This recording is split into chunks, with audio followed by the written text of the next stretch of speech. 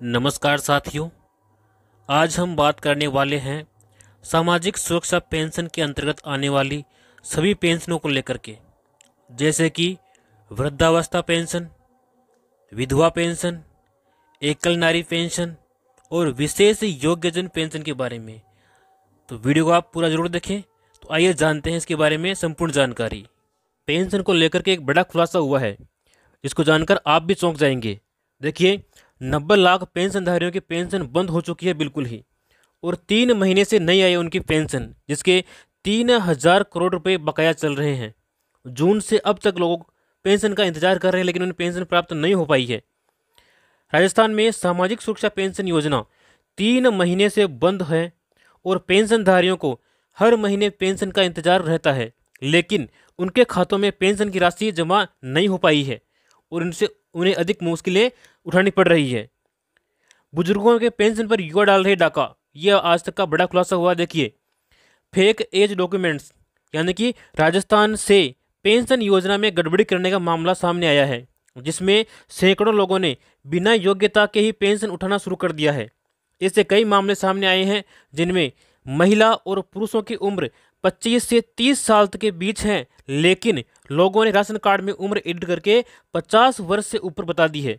वहीं पेंशन योजना में आवेदन करके पेंशन उठाना शुरू कर दिया है, जिससे सरकार के लाखों के राजस्व को नुकसान पहुंचा है। और इस मामले का खुलासा शिकायतकर्ता गणपत राम द्वारा आरटीआई के तहत सूचना मांगने पर हुआ है। यानी कि लोगों की उम्र तो है 25 से लेकर के 30 साल तक, लेकिन राशन कार्ड में और आधार कार्ड में एडिट करके फर्जी दस्तावेज बना करके उम्र में बढ़ोतरी करके उम्र कर दी है 50 वर्ष, जिससे उनको पेंशन मिलना शुरू हो चुकी है।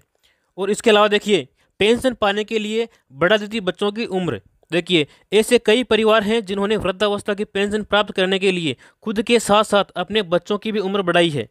6 साल के बच्चों को 16 तो 4 साल की बच्ची को 14 साल की बता दी है। वहीं रोचक बात तो यह है कि जिस बच्ची को 14 साल की बताई गई है, उसकी बड़ी बहन को 10 साल ही बताया गया है। ये यहाँ उन्होंने बहुत बड़ी गड़बड़ी की है। और कागजों में इन मामलों में राशन कार्ड का उपयोग किया गया है, जो 2014 में ऑफलाइन थे, और इस दौरान बिना प्रमाणित की गई पेंशन शुरू करवाई गई थी। इसके साथ ही पेंशन की योजना ठप पड़ी है। इसी की वजह से पेंशन योजना वृद्धजनों, दिव्यांगजनों, विधवा महिलाओं के लिए एक ऐसा सहारा है जिससे इनका जीवन आसान हो गया है, लेकिन 3 महीने से पेंशन योजना पूरी तरह से ठप पड़ी है। राज्य में 90 लाख पेंशनधारियों की 3000 करोड़ की पेंशन अटक गई है। जून, जुलाई और अगस्त की पेंशन का अब तक इंतजार किया जा रहा है। वृद्धजन, विधवा, दिव्यांगजनों के खातों में पेंशन नहीं आ रही है, और सामाजिक न्याय और अधिकारिता मंत्री अविनाश गहलोत का कहना है कि जल्द ही पेंशनधारियों की पेंशन जारी होगी और बजट की कोई कमी नहीं है। पेंशनर्स की जो श्रेणी है, लाभार्थियों की संख्या कब से कब तक अटकी गई है। देखिए, जो वृद्धजन हैं उनकी जो है इतनी संख्या जून में बताई गई है, और इसके अलावा जो दिव्यांगजन हैं उनके जून से इतने जो पैसे हैं वो अटके हुए हैं। एकल नारी के, ये है कृषक वृद्धजन के, कुल लाभार्थी, तो कुल मिलाकर के इतने जो लोग हैं, इतनी जो राशि है वो उनकी अटकी हुई है। इसके साथ ही देखिए, बढ़ी हुई पेंशन 2 महीने ही उनको मिली है। पेंशनधारियों को इस वित्तीय वर्ष से 15% बढ़ी हुई पेंशन मिलना शुरू हुई थी। पहले न्यूनतम उन्हें 1000 रुपये प्रदान किए जाते थे प्रति माह, लेकिन सामाजिक सुरक्षा अधिकारिता विभाग ने 15% की बढ़ोतरी की है, जिसके बाद अप्रैल और मई में 1150 रुपये उनको बढ़ा करके पेंशन दी गई है। लेकिन इसके बाद से सामाजिक न्याय और विभाग ने खातों में पेंशन ही रिलीज नहीं की है। इसके बाद से तो योजना पर ब्रेक ही लग गया है।